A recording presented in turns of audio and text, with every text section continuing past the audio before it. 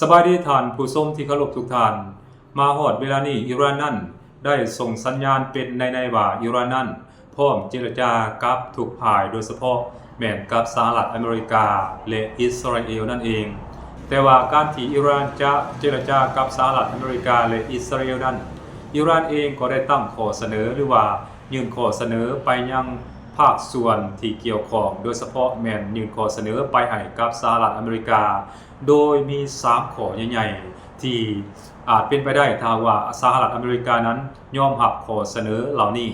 ข้อเสนอที่1นั้นอเมริกาต้องยกเลิกมาตรการความบาดที่มีทั้งหมดต่อประเทศอิหร่านซึ่ง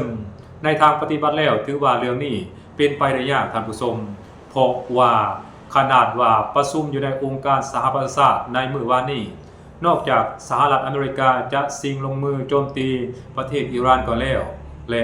สร้างความเสียหายให้กับประเทศอิหร่านอย่างหนักหน่วงพร้อมกันนั้นมันก็ยังเป็นการละเมิดกับกฎหมายสากลหรือว่ากฎหมายระหว่างประเทศอย่างชัดเจนถึงขณะนั้นอเมริกาเองก็ยังเสนอมาตรการความบาดเพิ่มเติมต่อประเทศอิหร่านที่องค์การสหประชาชาติแต่ถูกจีนและรัสเซียนั้นคัดค้านเลยเฮ็ดให้มาตรการดังกล่าวนั้นตกไปท่านผู้ชมและการที่จะเฮ็ดให้สหรัฐอเมริกานั้นมายกเลิกมาตรการความบาดทั้งหมดที่มีต่อประเทศอิหร่านนั้นคงจะเป็นไปได้ยากท่านผู้ชมอันนั้นคือข้อเสนอที่1ส่วนว่าข้อเสนอที่2ที่อิหร่านเสนอให้กับสหรัฐอเมริกาและอิสราเอลนั้นต้องมีการสร้างตั้งรัฐปาเลสไตน์ขึ้นมาอย่างเป็นทางการและมีความเป็นอิสระในการปกครองตนเองหมายความว่าปาเลสไตน์นั้นต้องถูกสร้างตั้งให้เป็นประเทศหรือเป็นรัฐหนึ่งให้เทียบเท่ากับนานาประเทศหรือประเทศอื่นๆอันนั้นคือสิ่งที่อิหร่านต้องการแต่ข้อที่2นี้เบิ่งไปแล้วก็เป็นไปบ่ได้เช่นเดียวกันท่านผู้ชมเพราะในระยะผ่านมานั้นทั้งสหรัฐอเมริกาและอิสราเอลนั้นต่างก็เข็นขาฮาวีขาเจ้าเอาของหรือว่าไล่พื้นที่ชาวปาเลสไตน์มาโดยตลอดทั้งนี้อเมริกานั้นก็เพื่อช่วยอำนวยความสะดวกให้กับอิสราเอลในการขยายดินแดนของตนเองโดยเฉพาะขยายดินแดนเข้าไปสู่ประเทศปาเลสไตน์นั่นเองท่านผู้ชมอเมริกากับอิสราเอลนั้นต้องการยึดครองรัฐปาเลสไตน์ทั้งหมดและฆ่าล้างเผ่าพันธุ์ชาวปาเลสไตน์ทั้งหมดเพราะฉะนั้นข้อนี้ก็เป็นไปบ่ได้เช่นเดียวกันท่านผู้ชมการที่จะให้อเมริกาซึ่งเป็นหมาป่าหรือว่าเป็นหมาจิ้งจอกที่ให้การสนับสนุนรัฐเถื่อนอิสราเอลฆ่าล้างเผ่าพันธุ์ชาวปาเลสไตน์และยึดครองดินแดนชาวปาเลสไตน์ได้เกือบหมดแล้วกลับมายกเลิกนั้นถือว่ามันเป็นเรื่องยากและก็เป็นไปบ่ได้ท่านผู้ชมอันนั้นข้าพเจ้าขอยืนยันว่ามันน่าจะเป็นไปบ่ได้กับข้อเสนอที่2เช่นเดียวกันและข้อเสนอที่3ที่อิหร่านเสนอให้กับสหรัฐอเมริกานั้นซึ่งข้าพเจ้าเห็นว่าข้อเสนอที่3นี้ยิ่งนักเข้าไปกว่าเก่าท่านผู้ชมเพราะอิหร่านเสนอว่าถ้าว่าอเมริกานั้นต้องการสงบศึกหรือว่ายุติสงครามระหว่างสหรัฐอเมริกาอิสราเอลและอิหร่านนั้นอเมริกาต้องถอนทัพของตนเองทั้งหมดออกจากภูมิภาคตะวันออกกลางรวมทั้งในบรรดาประเทศพันธมิตรของสหรัฐอเมริกาบอกว่าจะเป็นคูเวตบาห์เรน UAE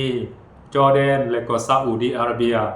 บรรดาฐานทัพต่างๆที่ประจำอยู่ในประเทศเหล่านี้อเมริกาต้องถอนออกทั้งหมดท่านผู้ชมอันนั้นคือข้อเสนอที่3ของอิหร่านซึ่งเบิ่งไปแล้วข้อเสนอต่างๆที่อิหร่านเสนอให้กับอเมริกานั้นแห่งเป็นไปได้ยากโดยเฉพาะข้อที่3นั้นคิดว่าเป็นไปได้ยากหลายที่สหรัฐอเมริกานั้นจะปฏิบัติตามอิหร่านท่านผู้ชมเพราะอย่าลืมว่าอเมริกาเข้ามาในภูมิภาคตะวันออกกลางนั้น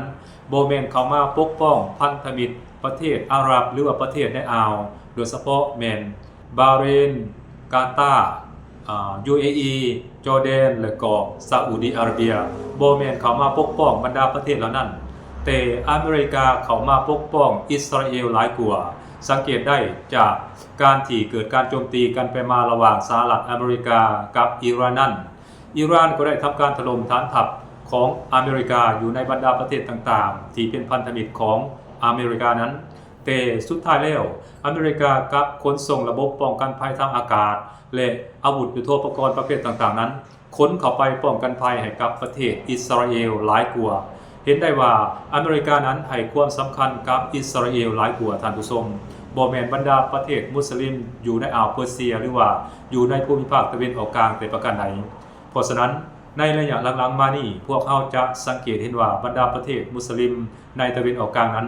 ต่างก็แสดงความผิดหวังต่อสหรัฐอเมริกาไปตามๆกันพวกเขาเหล่านั้นได้ออกมาควนคางว่าอเมริกานั้นให้ความสำคัญกับประเทศอิสราเอลหรือว่าลัดเถื่อนอิสราเอลหลายกว่าพวกตนทั้งที่ฐานทัพสหรัฐอเมริกานั้นประจำอยู่ในประเทศของตนแต่อเมริกากับปะละหรือว่ากับปล่อยพันธมิตรถืออิหร่านถล่มรายวันท่านผู้ชมอันนั้นคือความขับแค้นแน่นใจของบรรดาประเทศมุสลิมในตะวันออกกลางนั่นเองท่านผู้ชมซึ่งสำรวมแล้วบรรดาข้อเสนอต่างๆที่อิหร่านได้เสนอให้กับประเทศสหรัฐอเมริกาและลัดเถื่อนอิสราเอลเพื่อสงบศึกหรือว่ายุติสงครามและก้าวไปสู่การเจรจาระหว่างกันนั้นก็คือ3ข้อนั่นแหละท่านผู้ชม1อเมริกาต้องยกเลิกมาตรการกำบัดต่างๆที่มีต่อประเทศอิหร่านทั้งหมดรวมทั้งเห็นเป็นลายหลักอักษรนำท่านผู้ชม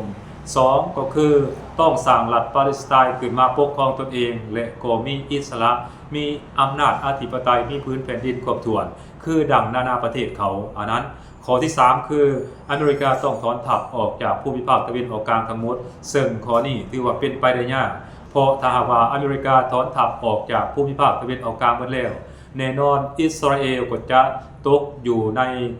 เขาเอ่นว่าภัยอันตรายตกอยู่ในความวิตกกังวลบ่แน่ว่าเมื่อหนึ่งอิหร่านจะเข้าไปหุกหานประเทศอิสราเอลหรือว่ารัฐเถื่อนอิสราเอลหรือบ่อันนั้นคือความเป็นห่วงกังวลของอิสราเอลเพราะฉะนั้นการถอนกำลังของสหรัฐอเมริกาออกจากภูมิภาคตะวันออกกลางนั้นน่าจะเป็นไปบ่ได้อย่างแน่นอนท่านผู้ชมอันนั้นคือข้อเสนอข่าวๆที่อิหร่านเปิดขึ้นมา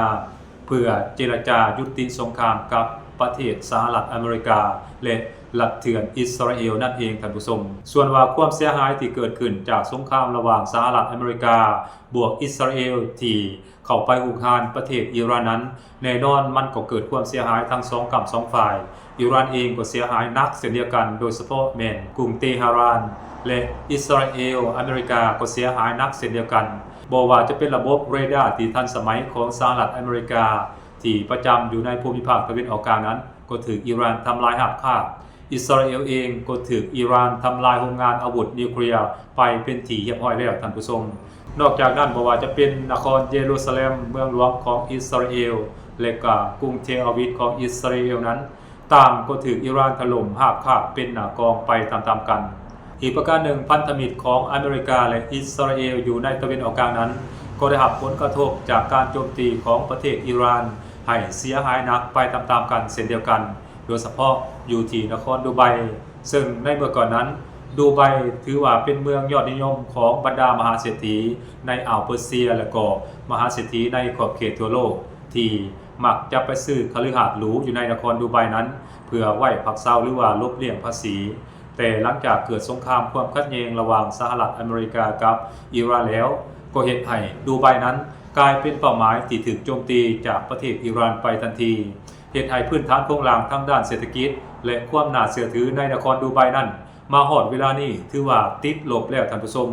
และก็คงจะบ่มีเศรษฐีคนใดที่จะไปซื้อคฤหาสน์หรูเพื่อไว้พักอาศัยหรือว่าลบเลี่ยงภาษีอยู่ในนครดูไบต่อไปอีกแล้วท่านผู้ชมอันนั้นคือสิ่งที่ข้าพเจ้าได้นำมาเว้ามาเล่าให้บรรดาท่านผู้ชมได้รับชมรับฟังนำกันในวิดีโอนี้ท่านผู้ชมสบายดี